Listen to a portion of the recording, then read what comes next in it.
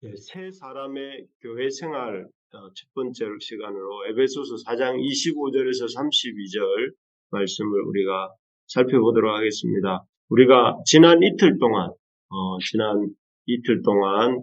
그리스도의 한 몸을 이루기 위해서 우리가 가져야 될 자세가 어떤 것이 있는지 다루었습니다.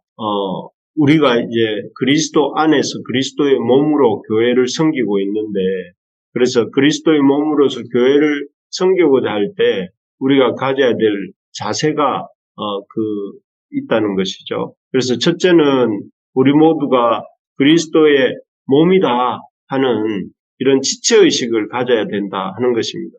그래서 우리가 우리 개인으로서 존재하는 것이 아니라 그리스도의 몸의 지체로서 존재하고는 존재고, 그렇기 때문에 그리스도의 몸의 지체로서 교회에서 지체의식을 가지고 살아야 된다 하는 것입니다. 그래서 우리가 지체로서 우리가 감당해야 될 부분들을 힘써 감당해야 되는데, 그런 감당해야 될 부분들을 뭐가 있느냐면은 은사와 직분이 있습니다. 내가 다른 사람들보다 좀 더 가지고 있는 그런 은사와 또 다른 사람들을 대신해서 또 대표해서 맡고 있는 직분이라는 게 있지 않습니까? 그런 직분을 통해서 교회를 이렇게 교회에 힘써 이렇게 섬겨야 된다 하는 것입니다. 그렇습니다. 우리가 교회를 대할 때 우리 눈에 보이는 교회당 건물과 사람만이 아니라 교회가 그리스도의 몸이다 하는 사실을 기억해야 됩니다. 우리가 교회를 섬기는 것이 그리스도의 몸을 섬기는 어떤 목사님과 또 교회의 교회의 어떤 일들을 섬기는 것이 아니라 그리스도와 그리스도의 몸을 섬기는 것이다 하는 것을 알아야 됩니다. 그래서 주께 교회를 섬길 때에도 사람에게 섬기는 것이 아니라 주님을 섬기듯이 그렇게 섬길 때에 그런 섬김을 통해서 우리 우리 교회 안에서 주님께서 그 몸된 교회를 통해서 하나님의 나라를 이루어가게 되는 것이죠. 우리 부르심의 가족들에게 이런 지체의식이 있게 되기를 소망합니다. 그래서 교회 생활을 내 한 사람이 교회에 왔다 갔다 하는 것으로 이렇게 생각하는 것이 아니라 내가 교회의 몸의 한 부분으로서 교회를 생각하고 교회를 몸된 교회를 섬기기 위해서 내가 가진 은사를 가지고 교회에 봉사하고 또 내가 가진 직분을 가지고 교회에 충성하는 그런 것을 기쁨과 감사함으로 감당하는 우리가 되기를 소망합니다. 두 번째로 우리가 그리스도의 몸을 이루기 위해서 범사의 주를 인정해야 된다 이렇게 어제 말씀드렸습니다. 당시 에베소 교회는 이방인들 속에 세워진 교회지 않습니까? 그래서 이방인들과 같이 살고 있었고 또 영향을 많이 받고 있는 그런 교회가 에베소 교회였습니다. 그래서 바울은 그런 이방인들과 같이 살면 안 된다. 아침에 눈을 뜨고 저녁에 눈을 감을 때까지 이방인들을 보고 또 살고 있는데, 그런 이방인들과 같이 살면 안 된다. 특히 이방인들과 같이 살아서는 안 되는 부분이 무엇이냐면은 그들이 하나님을 알 만한 것들이 있음에도 하나님께 감사치 않고 하나님을 인정하지 않는 그런 태도가 있는데 그런 태도를 버려야 된다 이렇게 말을 합니다. 이를 위해서 바울은 날마다 주의 가르침을 받고 그 가르침을 마음에 새기고 주님의 본을 따라가야 된다 이렇게 말을 합니다. 그렇습니다. 이방인들과 같이 살지 않고 날마다 하나님을 이렇게 인정하고 하나님의 말씀을 듣고 또 그 가르침대로 살아가는 것, 이것이 우리가 교회 생활을 하는 중요한 부분입니다. 그래서 지난 주일에도 제가 우리 믿는 자에게 있어서 성숙의 한 몇 가지 중요한 것들을 얘기하면서 그중에 말씀에 대해서 얘기했는데요. 말씀을 스스로 먹고 또 그것을 붙들고 기도하는 생활이 중요하다. 그리고 그 말씀대로 다른 사람들을 가르치는 것이 중요하다 하는 것을 말씀드렸는데, 여기도 보니까 날마다 하나님을 인정하며 사는 것이 중요한데 하나님을 인정하는 방편이 바로 말씀을 묵상하고 또 말씀의 가르침대로 살고자 애쓰는 그런 모습이다 하는 것입니다. 우리 교회도 이런 말씀의 부흥이 또 말씀대로 살려고 하는 사람들이 다 되기를 간절히 기도합니다. 오늘 본문에서는 이제 이 두 가지에 이어서 우리가 지체의식을 가져야 된다. 두 번째로는 범사에 하나님을 인정하고 하기 위해서 말씀을 붙잡고 살아야 된다 하는 것이었다면 오늘은 여기에 이어서 그렇다면 우리가 말씀의 가르침을 붙들고 산다는 것이 무엇인가?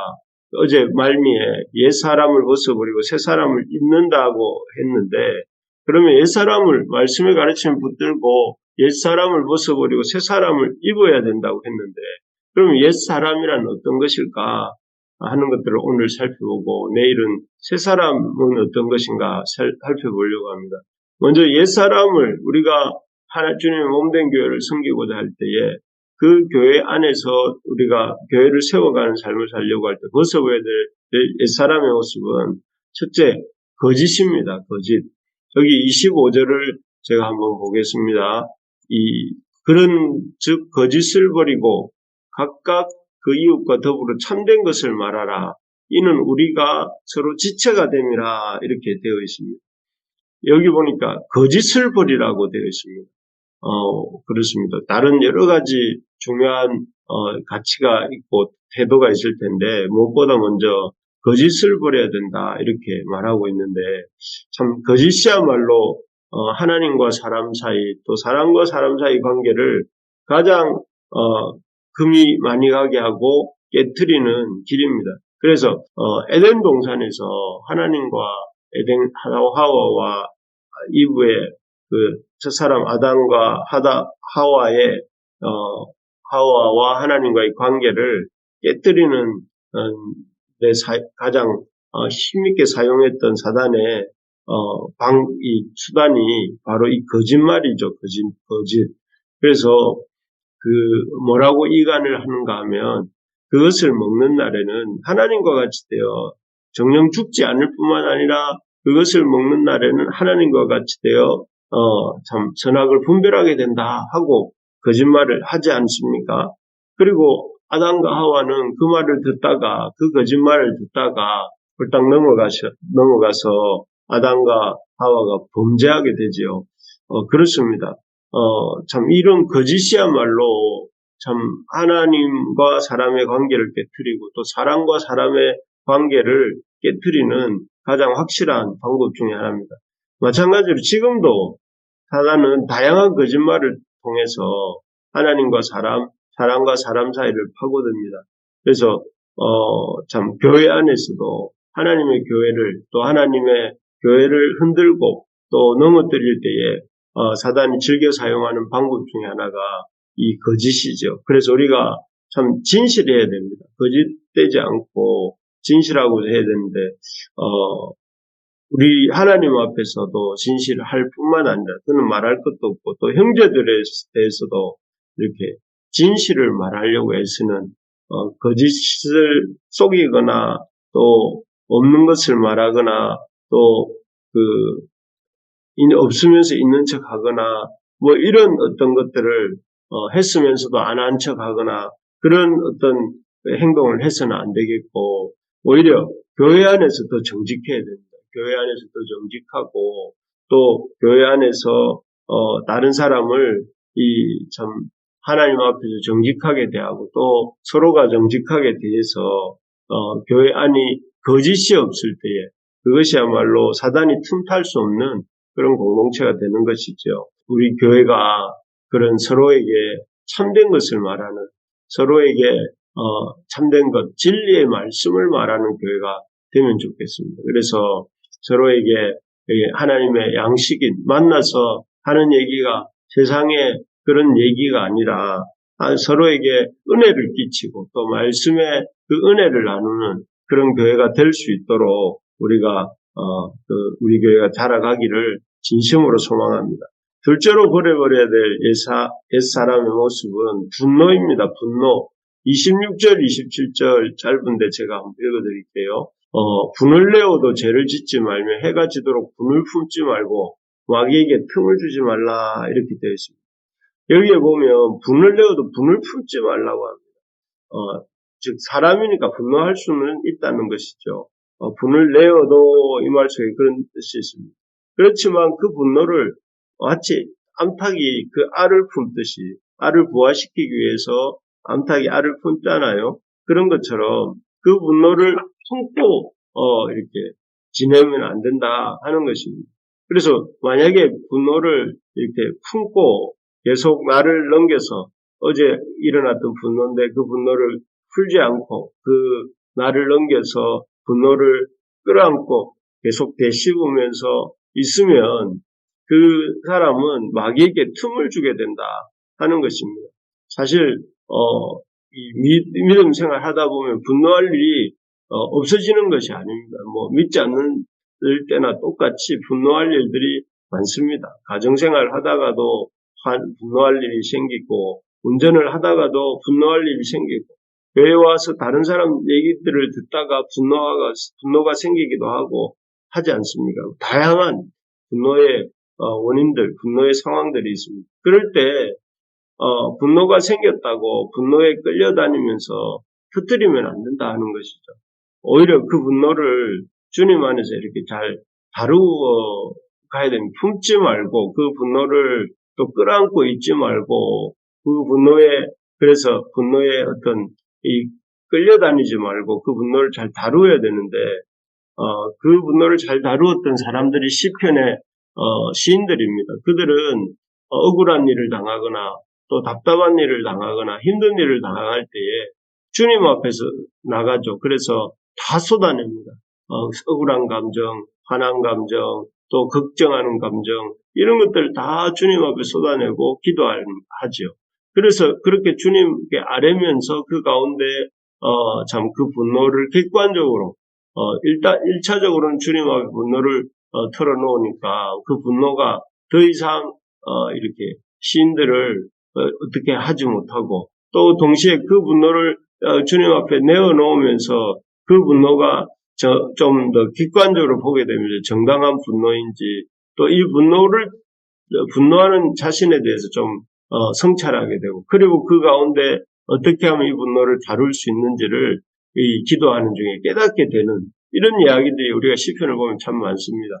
그래서 이렇게 우리가 분노를 품고 있지 말고 분노를 들고 하나님 앞에 나가서 하나님께 그 분노를 쏟아내고 그 분노에 대한 하나님의 지도하심을 받는다 하는 것이 성경이 보여주는 분노에 대한 관점입니다. 그래서 최근에 만난 어떤 목사님은 이렇게 운전하다가 보면 참 분노할 상황들이 많잖아요.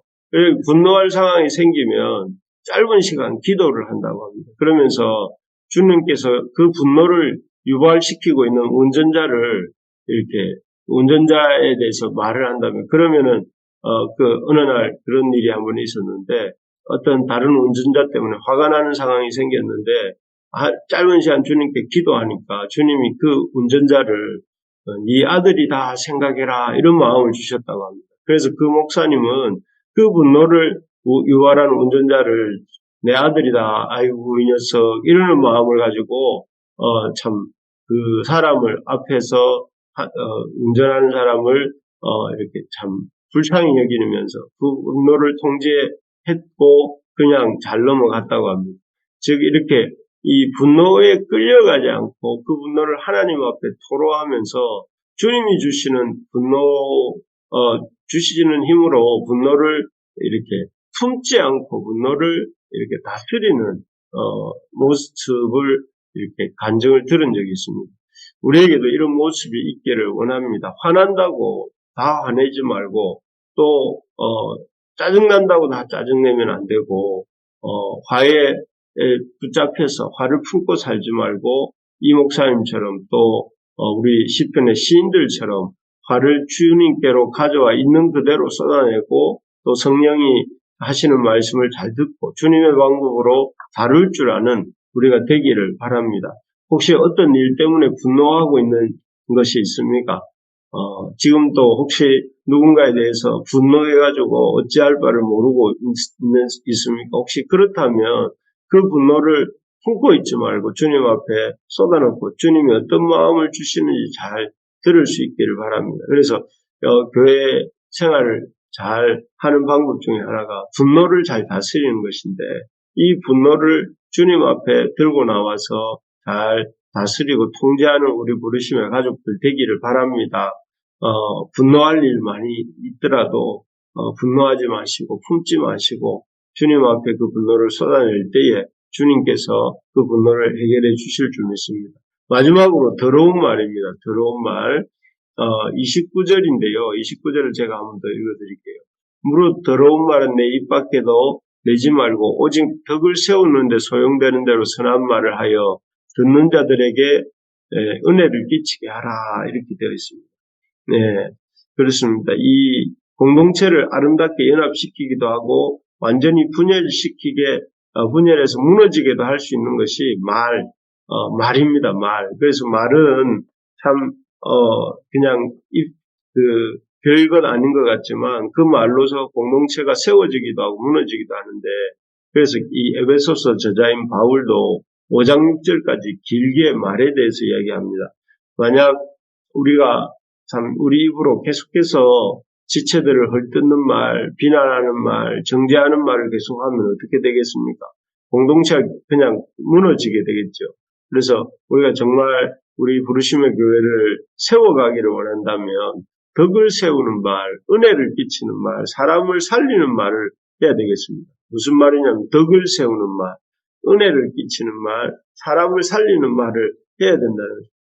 늘 볼 때마다 참 은혜가 있고 또 사람을 살리는 말을 해야 되는데 막 비난하고 볼 때마다 야단치고 또 그렇게 화를 내면 어떻게 되겠습니까? 교회가 세워질 수가 없겠죠.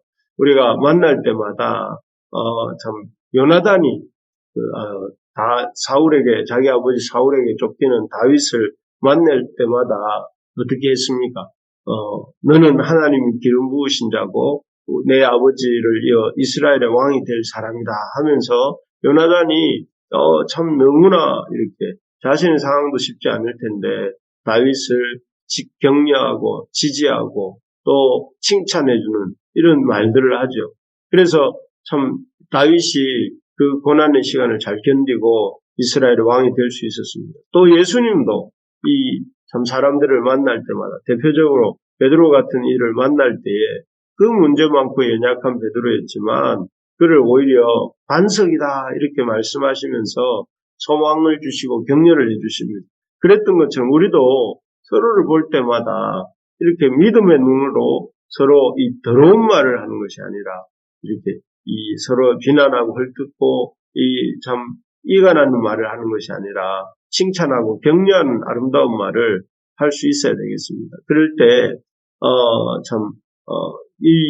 그런 어떤 덕스러운 말들이 마치 악효와 같아서 또 좋은 접착제와 같아서 우리 서로 사이를 닿게 만들고 또 그것을 통해 공동체가 교회가 더욱더 이렇게 건강하게 세워져 갈 줄 믿습니다.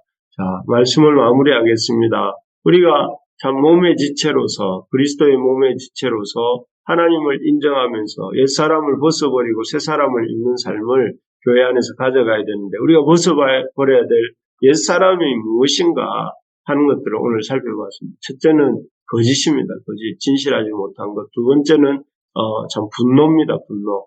그리고 세 번째는 더러운 말입니다. 이 세 가지를 우리가 버리고 하나님 앞에서 그 반대로 진실하고 또 참 서로 사랑하고 또 그리고 더 나아가서 이렇게 덕을 세우는 말을 하는 우리 모두가 될 수 있기를 주님의 이름으로 소망합니다.